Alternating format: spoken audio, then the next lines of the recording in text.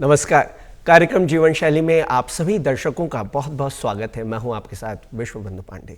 दर्शकों, कार्यक्रम के इस अंक में आज हम बेहद खास विषय पर बातचीत करने जा रहे हैं, आधुनिक जीवन शैली और आयुर्वेद। और इस विषय पर बातचीत करने के लिए हमारे साथ डॉक्टर चंद्रमोहन कंसल, जो कि वरिष्ठ आयुर्वेद विशेषज्ञ हैं, वो हमारे बीच में उपस्थित हैं। सर, आपका दूरदर्शन उत्तराखंड के स्टूडियो में बहुत बहुत स्वागत है। आज जैसे कि हम आयुर्वेद को अपने इस कार्यक्रम में शामिल कर रहे हैं, आयुर्वेद और आधुनिक जीवन शैली। सर, आयु का जो वेद है या दीर्घायु का सूत्र हम कह सकते हैं, ये आयुर्वेद है हमारी सामान्य अर्थों में अगर हम समझें तो। सबसे पहले आपके माध्यम से हम यही जानना चाहेंगे और इसी बात से आज के हम कार्यक्रम की शुरुआत भी करना चाहेंगे कि आयुर्वेद क्या है और किस तरह से हमारी आधुनिक जीवन शैली का हिस्सा है। किस प्रकार से हमारी आधुनिक जीवन शैली का आयुर्वेद हिस्सा है? देखिए, आयुर्वेद का मतलब ही है आयु और वेद। जी, जीवन की जो हमारा जीवन है वो आयु है पूरी। तो आयु के साथ हम कैसे व्यवहार करें, कैसे खाए पिएं, उसके बारे में पूर्ण जानकारी लेना।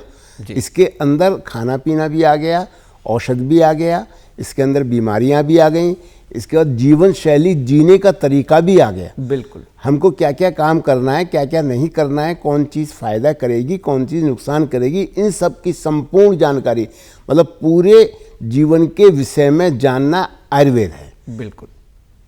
इसके अंदर आसन है, प्राणायाम है, खाने का तरीका है, अधिक भोजन नहीं करना है, ये और तो और हमारी जितनी भी हमारा सारा शरीर के अंदर 3 दोष होते हैं, वायु, पित्त, कफ जी। और 3 ही क्या कहते हैं मल होते हैं, जिनसे शरीर का एक्सक्रीशन होता है। देखिए, वायु, पित्त, कफ यदि सम अवस्था में रहेंगे तो शरीर स्वस्थ रहेगा।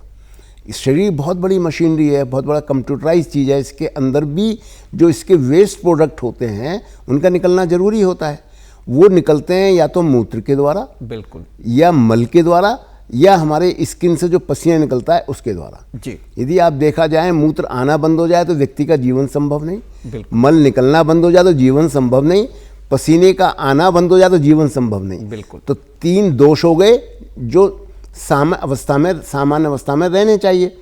अगर वायु बढ़ जाएगी तो वायु के विकार हो जाएंगे, पित्त बढ़ जाएगा, पित्त के विकार हो जाएंगे, कफ बढ़ जाए, कफ के विकार हो जाएंगे।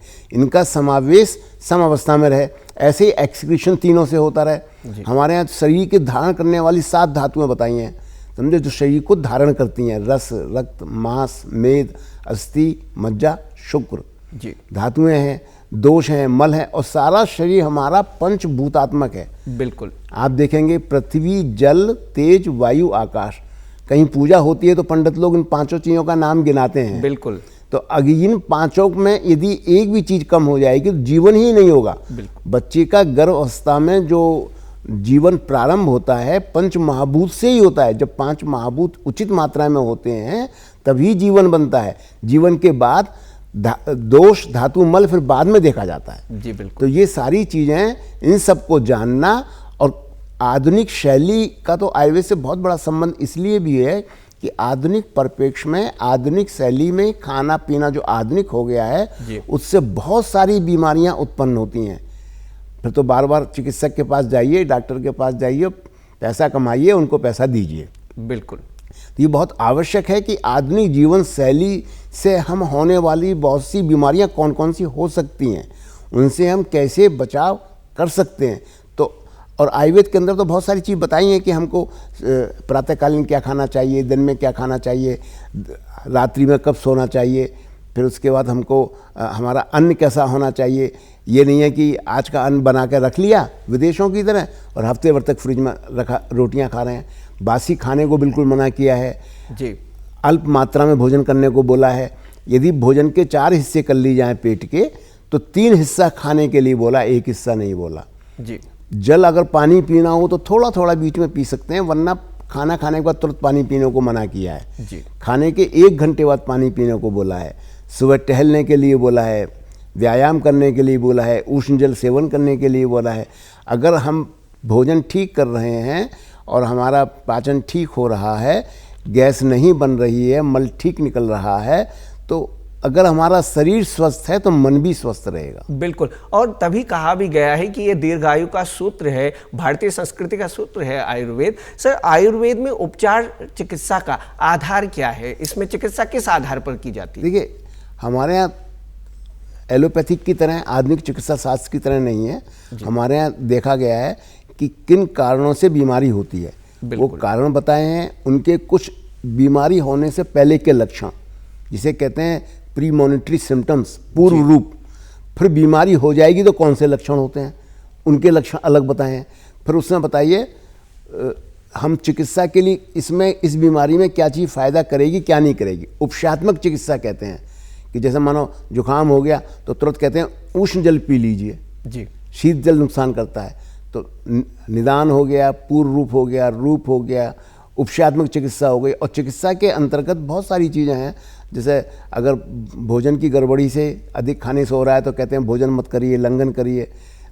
और पाचन जो हमारी जाठराग्नि है उसको बढ़ाने वाली औषध लीजिए आप, तो उसमें औषध चिकित्सा भी आती है।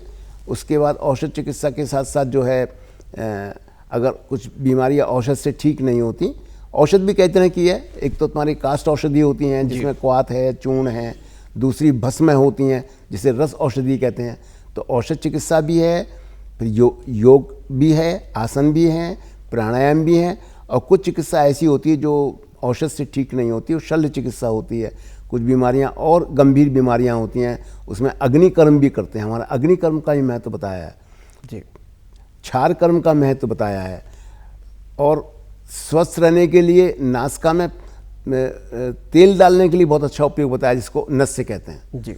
तो इसमें औषध चिकित्सा भी है, शल्य चिकित्सा भी है। एक हमारी पंचकर्म चिकित्सा भी आती है, जिसके अंदर आपकी मालिश है, सिकाई है, शिरोधारा क्रिया, शिरोधारा है, मुंह के द्वारा दोषों को बाहर निकालना, वमन है जी, विरेचन करना है, तो एनीमा जिसे बस्ती कर्म कहते हैं उसको करना है। तो हमारा बहुत विस्तार से आयु के रहने का तरीका, जीवन का तरीका, उससे होने वाली बीमारियां, उनसे बचाव कुछ आता है। अब फिजियोथेरेपी, आजकल लोग फिजियोथेरेपी करते हैं, हमारे यहाँ सब चीज़ ये एक्सरसाइज के अंदर आ गई है। मालिश करिए, सिकाई करिए, गर्म पानी से स्नान करिए। तो ये सारी चीज़ों का डिस्क्रिप्शन बहुत डिटेल में है। क्या अब जैसे गर्मी के अंदर मौसम में क्या होता है, पानी की कमी होने लगती है शरीर के अंदर, तो कहते हैं गर्मी में बाहर जाना हो तो छाता लेकर जाइए, गीला कपड़ा सिर पर रख कर जाइए, जिससे गर्मी लू का असर नहीं हो, सन स्ट्रोक ना हो जी।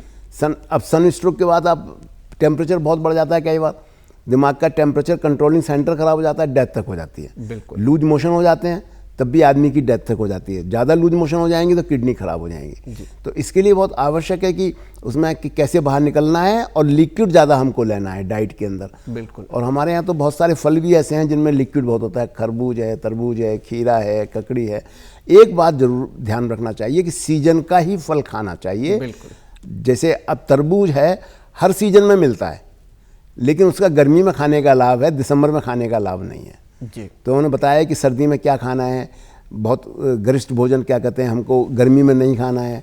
सर्दी के अंदर पाचन शक्ति ठीक होती है तो हम पूर्ण मात्रा में भोजन कर सकते हैं, थोड़ा भारी गरिष्ठ भोजन भी कर सकते हैं।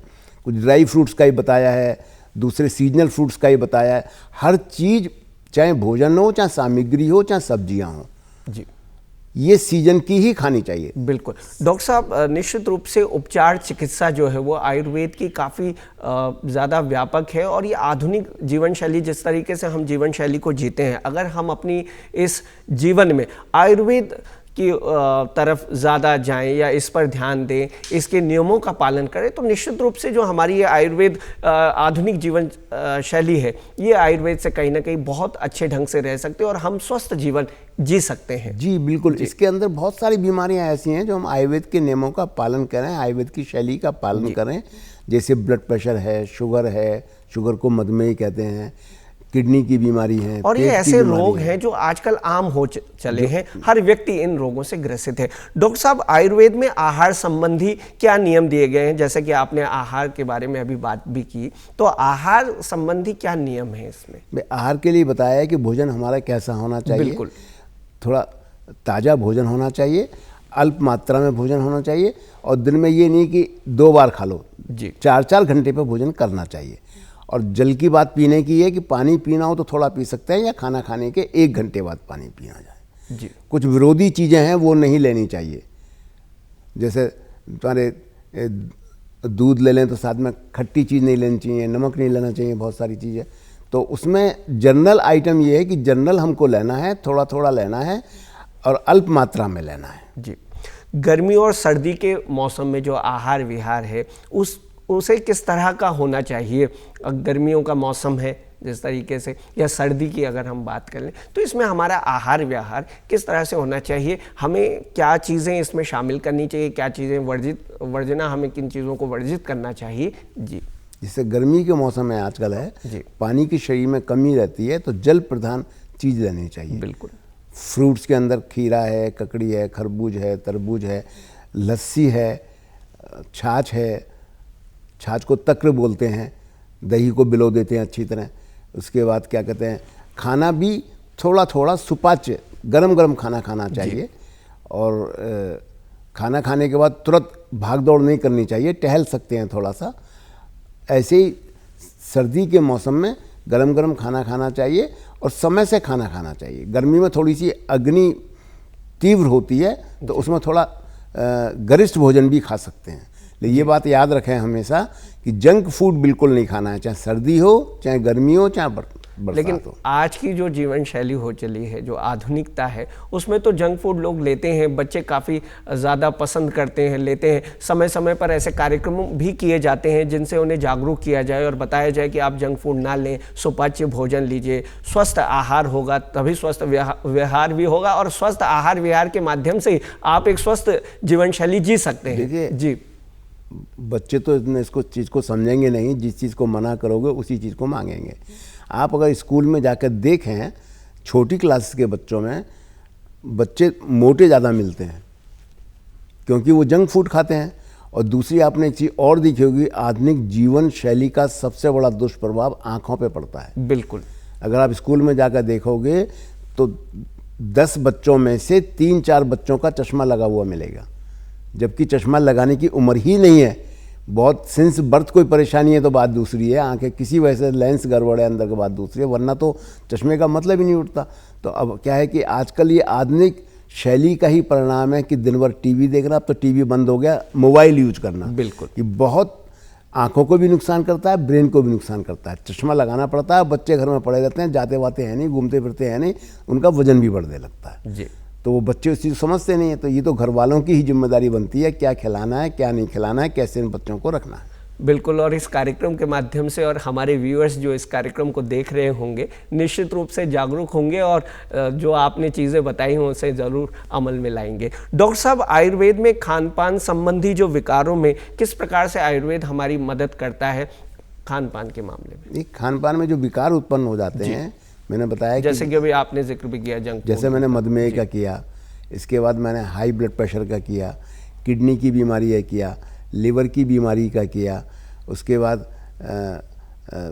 मानस बीमारियों का किया।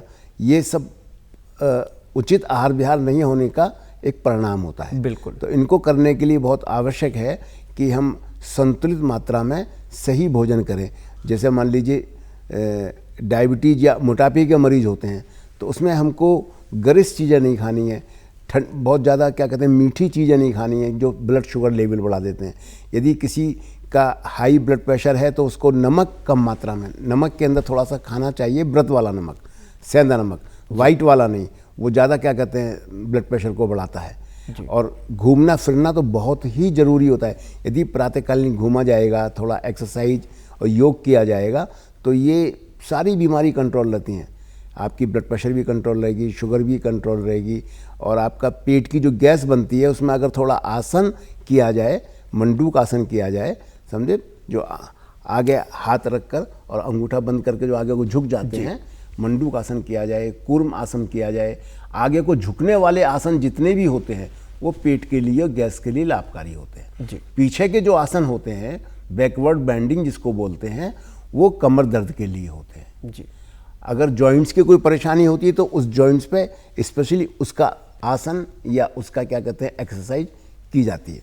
तो ये बहुत आवश्यक है कि यदि व्यक्ति ठीक रहेगा, ठीक करेगा तो ये सब बीमारियां होंगी ही नहीं। जी, और जो हमारी भारतीय संस्कृति की जो पद्धतियां रही हैं जिसमें योग एक अहम रूप से शामिल है, तो आयुर्वेद में भी योग का बहुत ज़्यादा महत्वपूर्ण योगदान है। योग का और आयुर्वेद का तो बहुत घनिष्ठ संबंध है जी डॉक्टर साहब। किसी जमाने में योग थोड़ा बहुत जो था वो बुक्स के अंदर था। जी योग का जो डिस्क्रिप्शन है हमारे यहाँ अष्टांग योग कहलाता है।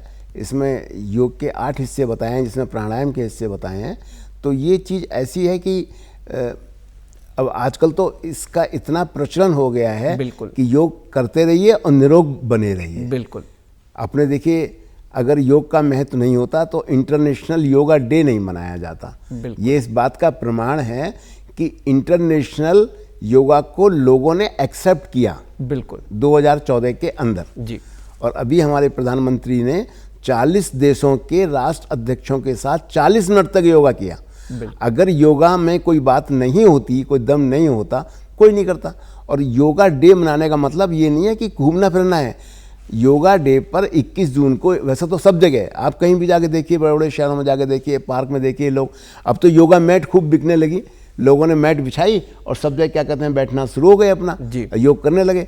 तो इसमें क्या है, जो शरीर की स्टिफनेस है जी वो नहीं हो पाती। बिल्कुल, क्योंकि उम्र के बढ़ने के साथ हमारे जॉइंट्स और हमारे शरीर स्टिफ होने लगता है। बिल्कुल अकड़न खत्म हो जाती है। हाँ, जी। और योग करते रहिए तो अकड़न खत्म हो जाएगी तो ना दर्द होगा ना कुछ होगा। बिल्कुल, और तभी हमने कहा भी है कि योग जो है, आयुर्वेद जो है, ये निश्चित रूप से जीवन की पद्धति है। और हम दीर्घायु होने का जो सूत्र हम कहते आ रहे हैं वो निश्चित रूप से आयुर्वेद से है। डॉक्टर साहब, हमें घरेलू उपयोग के लिए जड़ी बूटी, तेल या औषधियाँ कहाँ से मिल सकती हैं जिन्हें हम अपने घर में उपयोग करें? देखिए, ये बहुत आपका इम्पोर्टेंट प्रश्न है जी। लेकिन इसका आंसर इसलिए बहुत अच्छा नहीं दिया जा सकता कि ये कहाँ से उपलब्ध होंगे। पहले लोग, जितने भी चिकित्सक लोग थे, बिल्कुल, वो घर में औषधि बनाते थे, तेल बनाते थे जी, काढ़े बनाते थे, पीने की आसवरिष्ठ बनाते थे, तो उनसे मिल जाती थी। अब जितने भी आयुर्वेद चिकित्सक हो गए हैं वो कोई नहीं बनाता है। वो जो मार्केट में बना बनाया मिलता है उसी को लोग उपयोग करते हैं जी। चाहे वो सरकारी कंपनी हो चाहे प्राइवेट कंपनी हो। जितने भी मालिश के तेल हैं, पीने का काढ़ा है, गोलियां हैं, हमारे आसावरिष्ठ हैं, भस्म हैं, जो भी उपयोग की चीज़ें हैं वो सब मार्केट में बहुत सारी सरकारी कंपनी भी बनाती हैं, समझे, उनमें आसानी से मिल जाती है। निश्चित रूप से। और आयुष मंत्रालय के द्वारा हमेशा जागरूकता के माध्यम से जनता को अवेयर किया जाता है कि आप वहां से जो औषधियां वो प्राप्त करें, औषधि केंद्रों से प्राप्त करें, औषध केंद्रों से प्राप्त करें। बिल्कुल, जो सरकारी औषध केंद्र हैं उनसे आप प्राप्त करें जी, तो वो सब मिल जाती हैं। जी।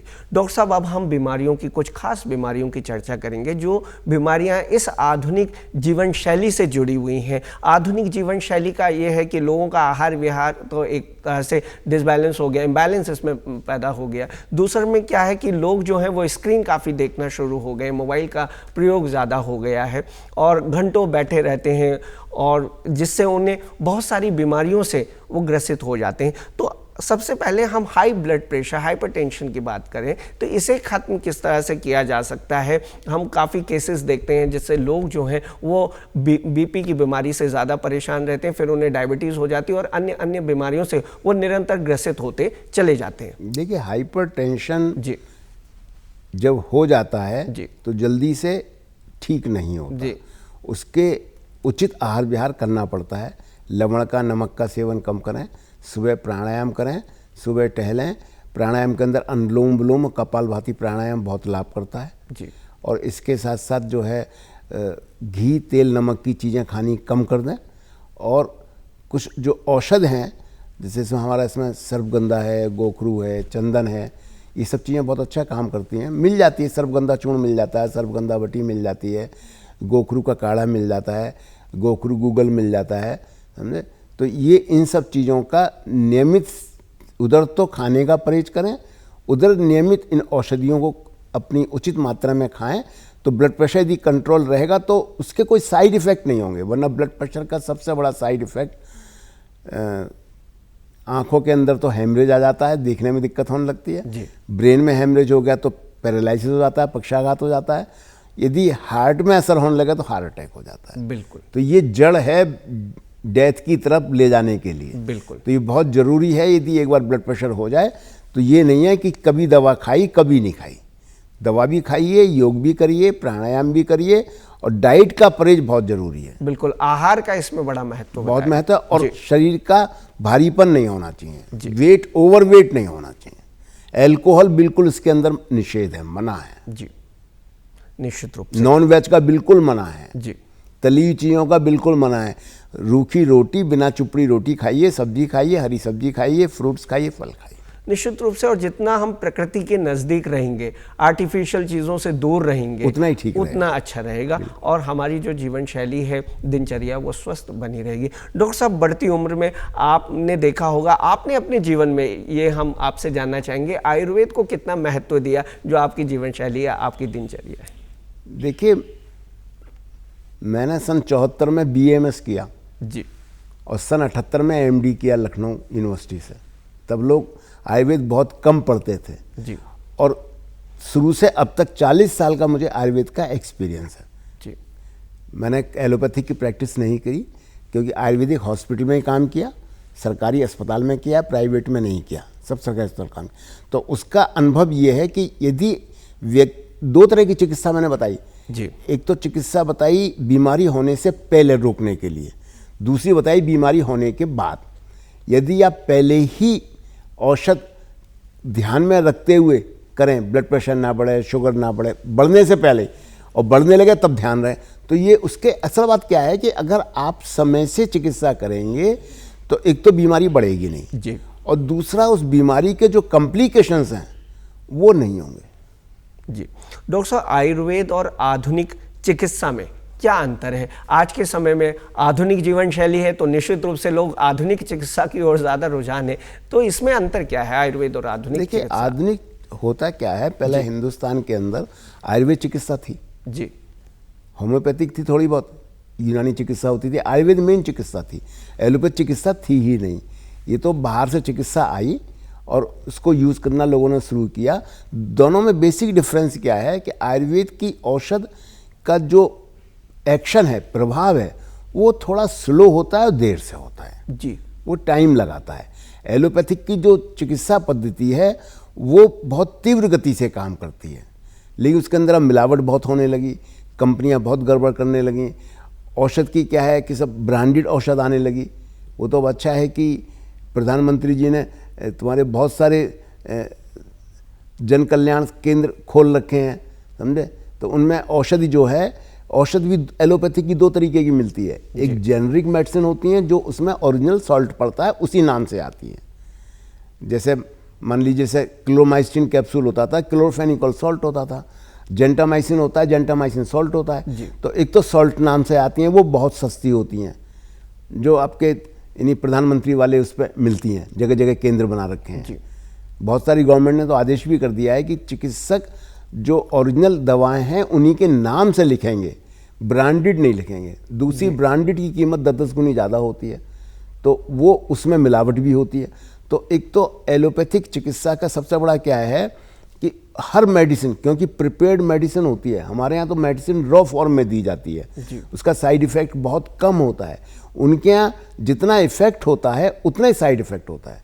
बहुत सारी मेडिसिन ऐसी हैं जो किडनी को डैमेज करती हैं, चिकित्सक को पता ही नहीं है, उन्होंने लिख दिया, उन्होंने कहा ये एंटीबायोटिक 8 दिन खाना है, मरीज ने कहा 8 दिन खाया, फिर ठीक हो गया, फिर दोबारा बीमार, वही बीमारी, फिर 8 दिन खा लिया, पता लगा महीने भर खा लिया, उसके बाद पता लगा कि पेशाब आना बंद हो गया, किडनी खराब हो गई। तो एलोपैथिक मेडिसिन का साइड इफेक्ट बहुत ज़्यादा है, क्योंकि वो प्रिपेयर्ड मेडिसिन होती हैं डायरेक्ट। हमारे यहाँ बड़ी क्रूड फॉर्म में दी जाती हैं। जैसे लोग कहते हैं कि आप भस्म मत खाइए, भस्म नुकसान करती हैं।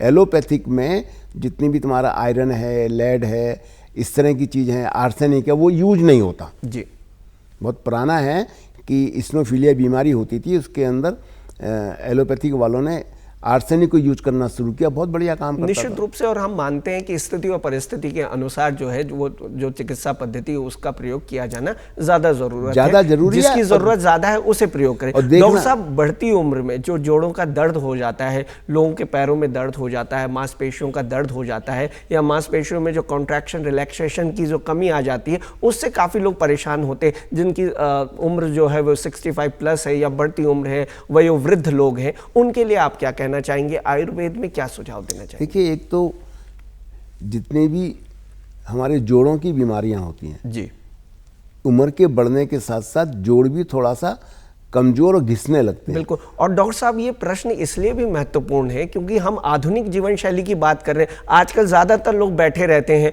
और अगर जोड़ों में दर्द हुआ तो बैठे भी कैसे, और जिससे बैक पेन की समस्या भी जो है, कमर का भी इसमें ज़रूर जिक्र आप करिएगा। जी देखिए, मैंने बताया ना कि जॉइंट्स जितने भी होते हैं, लंबी उम्र के साथ साथ जॉइंट्स की मूवमेंट फ्री नहीं रह पाती। बिल्कुल। और उनकी जो बीच की कार्टिलेज होती है जो उनको बचाए रखती है, वो घिसने लगती है। जी। तो जॉइंट भी घिसने लगते हैं, तो उनका बीच का स्पेस भी कम हो जाता है।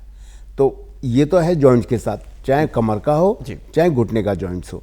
और जो रिलैक्सेशन की दिक्कत होती है, मांसपेशी भी इसलिए स्टिफ होती हैं कि ये आधुनिक चिकित्सा शैली का ज़्यादा असर है मांसपेशी का स्टिफ होना, क्योंकि ना मालिश होती है। वरना अगर समय से, हमारे यहाँ तो सरसों के तेल की मालिश बहुत बढ़िया बताई है, सर्दियों में तिल के तेल की मालिश बताई है। अगर तिल की तेल की मालिश सर्दियों में और सरसों के तेल की मालिश नित्य प्रति होती रहे, मांसपेशी स्टिफ होगी ही नहीं। और थोड़ी सी व्यक्ति एक्सरसाइज, कमर के लिए एक्सरसाइज करते हैं पीछे की, पेट के लिए करते हैं बाहर की, जितने भी आसन बताएं। तो अगर रेगुलर करते रहेंगे, मालिश होती रहेगी, मालिश और थोड़ा हल्के से गुनगुने पानी से सिकाई, तो मांसपेशियाँ स्टिफ ही नहीं होंगी। ऐसे घुटनों के अंदर मालिश, सिकाई और थोड़ा घुटनों की एक्सरसाइज। उसमें ये नहीं है कि आप 8 घंटे बैठ के काम कर रहे हैं। अगर आपको लंबे समय काम करना है तो घंटे 2 घंटे बाद चेयर से उठ जाइए और 10 मिनट टहल लीजिए, फिर अपना काम शुरू करें। बिल्कुल, छोटे छोटे ब्रेक लेते रहिए, छोटे छोटे ब्रेक लेते रहिए। और आहार का ध्यान रखें, समय पर खाइए, जैसे कि आपने कहा 4 टाइम खाइए या एक बार निषेध भी कर सकते हैं। डॉक्टर साहब, आयुर्वेद का जो आधुनिक जीवन शैली पर प्रभाव है, इस पर हम निरंतर बातचीत कर रहे हैं। काफ़ी व्यापक प्रभाव हो सकता है, हम कई बीमारियों से बच सकते हैं अगर हम आज की जीवन शैली में आयुर्वेद को स्थान दें। तो आयुर्वेद का जो आधुनिक महत्व है, इस पर आप क्या कहेंगे? आपके हम विचार जानना चाहेंगे इस पर। देखिए, आधुनिक महत्व तो इस चीज़ से पता लगती है कि आप देखें मार्केट के अंदर जो चीज़ नहीं बिकती है उसको लोग हर्बल करके बेचते हैं। बिल्कुल। चाहे पेस्ट हो, चाहे मुंह पे लगाने की क्रीम हो, कोई भी चीज़ जो नहीं बिकती उसके आगे लिख दिया हर्बल। जी। लोग समझेंगे इसमें हर्ब्स पड़ी हुई हैं तो ये ज़्यादा फायदा करेगी, तो इसका लाभ होता है तभी लोग उसको लिखते हैं। जी। तो जीवन शैली में क्या है कि ओरिजिनल फॉर्म में जितना नज़दीक हम प्रकृति के रहेंगे वो ही आयुर्वेद है, समझ लीजिए आप। कि अगर सर्दी है तो सर्दी से बच के रहिए, गर्मी है तो गर्मी से बच के रहिए, बरसात है तो आप देखा बीच में 2 दिन पहले बारिश हुई तो लोगों के सामान बह गया बुरी तरह, तो वो ये सब चीज़ बचना बहुत ज़रूरी है। आप जैसे आजकल अब बरसात आने लगेगी तो वायरल इन्फेक्शन बहुत होता है। बिल्कुल। खांसी, जुकाम, बुखार बहुत होता है, और वो वायरस को थोड़ा मौसम कम ठंडा होने पर ज़्यादा फैलता है। जी। तो ये आवश्यक है कि वायरस के लिए हम या तो बरसात में भीगे नहीं, छाता लेके निकलें, लेकिन ये भी नहीं हो सकता, भीग भी जाते हैं, तो हमारे यहाँ एंटी वायरल औषधि बहुत बढ़िया काम करती हैं। जी। जैसे अपना गिलोय, तुलसी, हल्दी, जी, इनका काढ़ा पीना शुरू कर दें तो उसका असर नहीं होगा। तुलसी एंटी वायरल सबसे बढ़िया है, गिलोय एंटी वायरल सबसे बढ़िया है, हल्दी एंटी बैक्टीरियल सबसे बढ़िया है। ये वो चीज़, हमारी जितनी किचन है वो सब मेडिसिन की तरह काम करती है। चाहे पेट के लिए काम करे, चाहे खाने के लिए काम करेगा। अगर घर का बना खाना खा रहे हैं, घर के मसाले खा रहे हैं तो पेट खराब होगा ही नहीं, भूख आपकी गड़बड़ होगी ही नहीं। घर का बना अगर घी भी चाहे थोड़ी मात्रा में लें, बाहर से ना लें, तो वो सभी चीज़ों को बैलेंस करके डॉक्टर साहब, आज के समय में और हमारे व्यूअर्स को खास तौर से आधुनिक जीवन शैली में हम सभी लोग जी रहे हैं, इस पर आप टिप्स और आपके जो सुझाव हैं वो हम आपसे ज़रूर जानना चाहेंगे। जी। देखिए, एक तो सुबह सुबह प्रातःकालीन जल्दी उठना चाहिए। वैसे तो उठने के लिए ब्रह्म मुहूर्त बताया है, लेकिन वो पॉसिबल नहीं है आज के समय में। ब्रह्म मुहूर्त का समय जो होता है सुबह 4 बजे करीब आसपास होता है, लेकिन फिर भी कोशिश हो कि सुबह 6-7 बजे तक उठ जाएं। उठकर समझे थोड़ा सा उष्ण जल पीना चाहिए, टहलना चाहिए, और खाने का समय निश्चित होना चाहिए। ये नहीं है कि ब्रेकफास्ट कभी सुबह 9 बजे कर लिया, कभी 7 बजे कर लिया, कभी ब्रेकफास्ट स्किप कर दिया, सीधा खाना खा लिया। जी। फिर उसके बाद रोज प्रतिदिन मालिश जरूर करनी चाहिए जी। तेल की, और सर्दी हो तो गुनगुने पानी से नहाइए, नहीं तो नॉर्मल पानी से नहाइए। बिल्कुल। फ्रिज के आइटम को बहुत मना किया है, ठंडी चीज बिल्कुल नहीं खानी चाहिए। निश्चित रूप से, और इन सूत्रों को अगर हम अपने जीवन में शामिल करेंगे तो हम निरोग रह सकते हैं, स्वस्थ रह सकते बिल्कुल, हैं। पक्का। डॉक्टर साहब, आप हमारे कार्यक्रम में आए और इस विषय पर आपने हमसे चर्चा की, आपका बहुत बहुत धन्यवाद। नमस्कार, धन्यवाद। तो दर्शकों, ये था आज का हमारा कार्यक्रम, जिसमें आज हमने आयु का वेद, दीर्घायु का सूत्र, आयुर्वेद के बारे में हमने बातचीत की। हमें आशा है कि आपको ये कार्यक्रम जरूर पसंद आया होगा। इसी के साथ आपसे लेते हैं विदा। नमस्कार।